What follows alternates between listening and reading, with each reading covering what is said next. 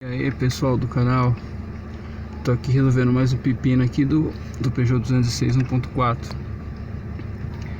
Olha só o barulho que o meu ventilador do ar frio faz quando eu ligo ele.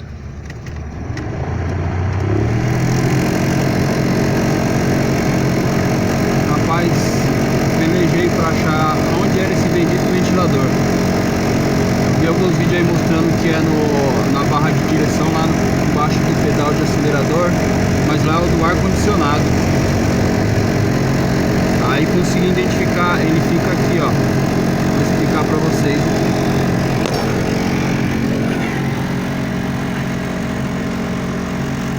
Aqui, tá vendo? Esse aqui é o porta-luvas.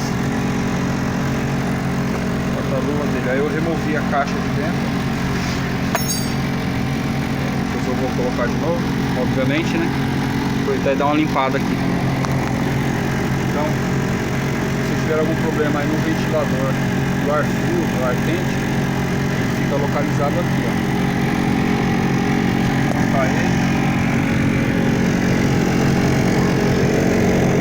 Olha lá onde ele fica lá. Para você visualizar ele, você vai ter que mexer naquela pecinha aqui no painel, onde ela regula se o ar entra de fora ou de dentro. Ó, aqui eu fechei ela que é pro ar vir de fora. Quando você abre pro ar vir de dentro, aí ele mostra também o bendito ventilador. E olha o porquê que estava acontecendo esse barulho nele. Olha o que estava enroscado lá na peça lá, tá vendo? Alguma peça, uma hélice do ventilador se soltou e enroscou ali, ó. Aí eu vou remover ela e vou ver se resolveu o problema. E aí eu posto aí, beleza?